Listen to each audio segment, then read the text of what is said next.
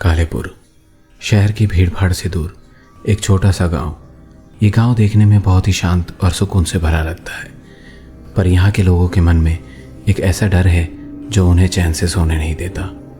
वो डर है इस गांव से थोड़ी दूर जंगल के बीचों बीच स्थित एक पुरानी हवेली का। लोग उसे अंधेरी कोठी कहते हैं। गांव के बुजुर्ग बताते थे, बरसों पहले वहाँ राजा वीरेंद्र सिंह अपनी पत्नी रानी माधवी के साथ रहते थे, लेकिन रानी की अचानक मौत हो गई और राजा ने खुद को हवेली में बंद कर लिया। कुछ दिनों बाद वो भी रहस्यमय तरीके से गायब हो गए। तब से वो हवेली एक खंडर बन के रह गई। लोगों का कहना था कि रात में वहाँ से अजीब और खौफनाक आवाज़ें आती थी। कहा जाता था कि राजा का सारा खजाना भी उसी हवेली में कहीं छुपा था। कई लोगों ने वहाँ जाकर उस खजाने को ढूंढने की कोशिश भी की थी, लेकिन जो भी वहाँ गया वो कभी वापस नहीं आया। किसी को इस बात का अंदाज़ा नहीं था कि वहाँ जाने वालों के साथ क्या हुआ और वो कहाँ गए, लेकिन ये सब पुरानी बातें थी और इनमें कितनी सच्चाई है किसी को नहीं पता था। फिर भी डर की वजह से उस हवेली में कोई नहीं जाता था। फिर कुछ ऐसा हुआ जो किसी ने सोचा भी नहीं था। दो दोस्त अजय और रोहित, जो इसी गांव में रहते थे, बचपन से उनके मन में उस हवेली के अंदर जाने का और सच्चाई पता लगाने का शौक था। वो जानना चाहते थे कि क्या सच में जो वहाँ जाता है वो वापस नहीं आता, या ये सब सिर्फ एक बकवास है। समय के साथ साथ उनके मन की उत्सुकता भी बढ़ती गई।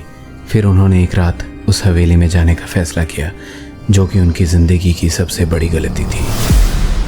अपने प्लान के हिसाब से अजय और रोहित देर रात उस हवेली के सामने पहुँचे और कुछ देर बाहर खड़े होकर हवेली को देखते रहे। जंगल बहुत शांत था और चांद की रोशनी में हवेली बहुत ही डरावनी लग रही थी। फिर भी अजय अंदर जाने के लिए उत्सुक था, पर कहीं ना कहीं रोहित के मन में एक डर था।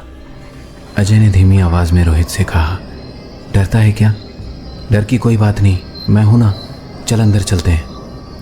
ये सुनकर रोहित ने ना चाहते हुए भी कहा, ठीक है चल। फिर दोनों हवेली के मुख्य दरवाजे से अंदर चले गए। अंदर घुसते ही ठंडी हवा का झोंका उन्हें कपकपा देता है।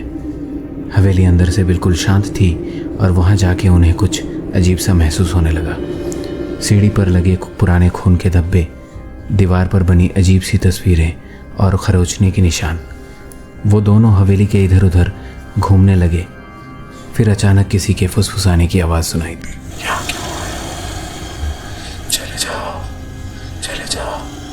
अजय ने सोचा कि उसके मन का वहम है, पर रोहित ने कहा, अजय मुझे यहाँ कुछ ठीक नहीं लग रहा, चल वापस चलते हैं। लेकिन अजय कहाँ मानने वाला था। उसने कहा, यहाँ तक आए हैं तो सच्चाई का पता लगा कर ही जाएंगे, और मैंने सुना है कि इस हवेली में राजा का खजाना भी है, चलो देखते हैं। रोहित बुरी तरह से डरा हुआ लग रहा था और बार बार अजय को वापस चलने के लिए कह रहा था, पर अजय नहीं माना और हवेली में इधर उधर देखने लगा। फिर अचानक कुछ ऐसा हुआ जिससे उन दोनों के होश उड़ गए। हवेली का दरवाज़ा अपने आप जोर से बंद हो गया। ये किसने किया? रोहित डर कर चिल्लाया।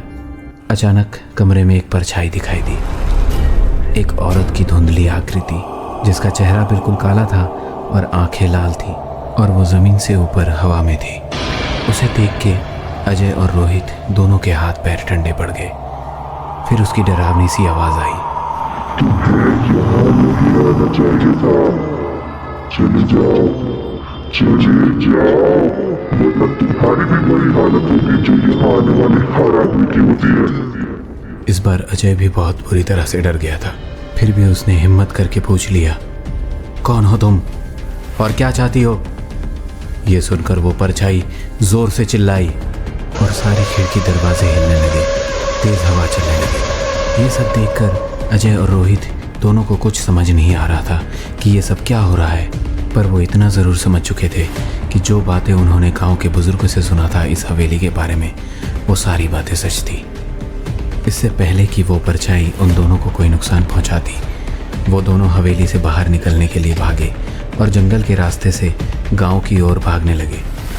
उनको ऐसा महसूस हुआ कि वो परछाई उनका पीछा कर रही है। रोहित को लगा कि अजय उसके साथ नहीं है। वो घबरा जाता है और पीछे मुड़ के देखने की कोशिश करता है, लेकिन उसे अजय कहीं दिखाई नहीं देता। फिर अचानक वो एक पेड़ से टकरा जाता है और वहीं गिर पड़ता है। अगले दिन सुबह जब रोहित ने आंखें खोली तो उसने अपने आप को गांव वालों से घिरा हुआ पाया। होश में आते ही उसने सबसे पूछा, मैं यहाँ कैसे आया और अजय कहाँ है? फिर गांव वालों ने उसे बताया कि वो दोनों हवेली के पास वाले जंगल में बेहोश हालत में पड़े हुए मिले।